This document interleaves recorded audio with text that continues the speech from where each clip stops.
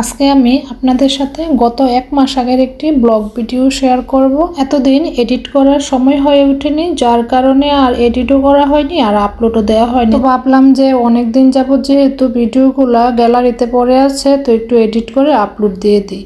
তো এটা হচ্ছে গত এক মাস আগের পূজার ছুটির একটা ব্লগ। পূজার ছুটিতে ছেলে মেয়েকে নিয়ে আমি আমার মায়ের বাসায় যাচ্ছিলাম। তো 2 দিনের জন্য যাচ্ছিলাম আর কি। একদম ভোরবেলা রওনা দিয়ে দিয়েছি। একদম ভোরবেলা রওনা দিলে হয় কি, রাস্তাঘাটে যানজটের ঝামেলায় পড়তে হয় না। তো এই জন্য আমি যখন যাই তখন সবসময় সকাল সকাল যাওয়ার চেষ্টা করি। সকালবেলা রওনা দিলে 1 থেকে 1.5 ঘন্টার মধ্যেই চলে যাওয়া যায়, আর একটু দেরি হয়ে গেলেই কিন্তু 3 থেকে 4 ঘন্টা লেগে যায়, যাতে খুব তাড়াতাড়ি পৌঁছাইতে পারি। এই জন্য কিন্তু আমি সকাল 6:30টার দিকে রওনা দিয়ে দিয়েছি। তো ওই দিনও আমার 1 থেকে 1.5 ঘন্টার মতো সময় লেগেছিল পৌঁছাইতে। তো এই তো চলে এসেছি বাসায়। আর সকালবেলা করে যেহেতু বাসা থেকে বের হয়ে গিয়েছি, সকালের নাস্তাও করা হয়নি। তো আমার মাকে তো ফোন দিয়ে আমি আগেই বলে দিয়েছি। তো আমার মা এদিকে কিন্তু নাস্তাও রেডি করে রেখেছে। তো রাইসার হাতু খেতে বসে গিয়েছে আর আমিও খাচ্ছি এদিকে। অনেক দিন পর আজকে আমার ছোট ভাই বোন এবং মায়ের সাথে দেখা হলো। ইচ্ছে থাকলেও কিছুদিন পর পর আসতে পারি না, কারণ বাচ্চাদের লেখাপড়ার কথা চিন্তা করলে আসা যায় না। এই যে এই কলাগুলো হচ্ছে দেশি কলা, আমাদের গ্রামের বাড়ির। আর এই কলাগুলো এত মিষ্টি। আমরা তো কলা শহরেও কিনে খাই, কিন্তু ওই কলাগুলো দেখতে সুন্দর কিন্তু খেতে কিন্তু এতটা মিষ্টি হয় না। আর এই গ্রামের কলাগুলো কিন্তু দেখতে তেমন সুন্দর না, কিন্তু খেতে কিন্তু অনেক মিষ্টি ছিল। তো সকালে নাস্তা খাওয়া দাওয়া করার পর কিছুক্ষণ পর আমার ছোটো বোন আবার আমড়া কেটে দিয়েছে। তো আমড়াগুলোও খুবই মিষ্টি ছিল। তো আমরা এদিকে আমড়া খাচ্ছিলাম, আর আমার বোন তো আমার মাকে দুপুরে রান্না বান্না সব কিছু রেডি করে দিচ্ছে। তো আমি বলছিলাম যে গরুর মাংস রান্না করবে আমার মা। তো আমি বলছিলাম সাথে কিছু আলু দেওয়ার জন্য। আলু তো রাইসারা হয়তো পছন্দ করে, আর আমার কাছেও ভালো লাগে। বোনা করার থেকে কিন্তু কিছু আলু দিয়ে রান্না করলে আমার কাছে বেশি ভালো লাগে। তো আমার মা আলু দিয়ে রান্না করে নিয়েছে। এই যে রান্না বান্না শেষ হয়ে গিয়েছে। তো এখন আমার মা খাবার টেবিলে দিয়ে দিবে।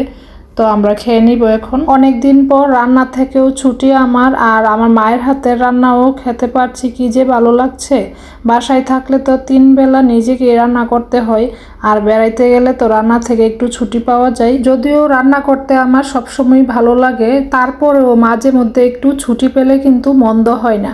আর এখন হচ্ছে বিকেলবেলা আমার খালামণি আসবে আমাদের বাসায়। আমি গিয়েছি এই জন্য, আর আমার খালাতো বোনেরও আসবে। আমার মা আর ছোট বোন এদিকে নাস্তা রেডি করছে। তো আমি বললাম যে পাকোড়াটা আমিই বানিয়ে দিই। আমাদের বাসার সবাই তো আমার হাতের এই পাকোড়াটা খুবই পছন্দ করে, নুডলসের পাকোড়া।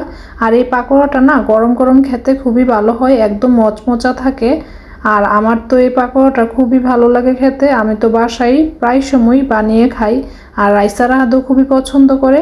আর সেদিনের পাকোড়াটা খুবই মজা হয়েছিল। তো এই তো সব কিছু রেডি করে টেবিলে দেওয়া হয়েছে। আর এর মধ্যেও কিন্তু আমার খালামণি খালাতো বোন সবাই কিন্তু চলে এসেছে। আর আমার খালামণি খালাতো বোনদের সাথেও আমার অনেক দিন পর দেখা হয়েছে।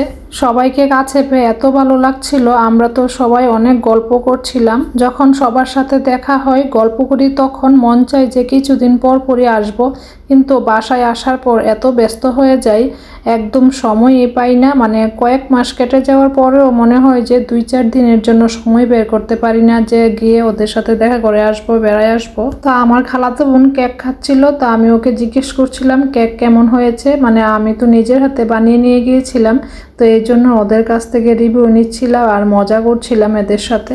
সবাই তো খেয়ে বলছিল কেকের টেস্ট খুবই ভালো ছিল। তো আমি এখানে পাকোড়া খাচ্ছিলাম। সেদিনের পাকোড়াটাও খুবই মজা হয়েছিল। আমি তো অনেকগুলো খেয়ে নিয়েছি। আর খাওয়া দাওয়া শেষে চা খাওয়া হয়েছিল।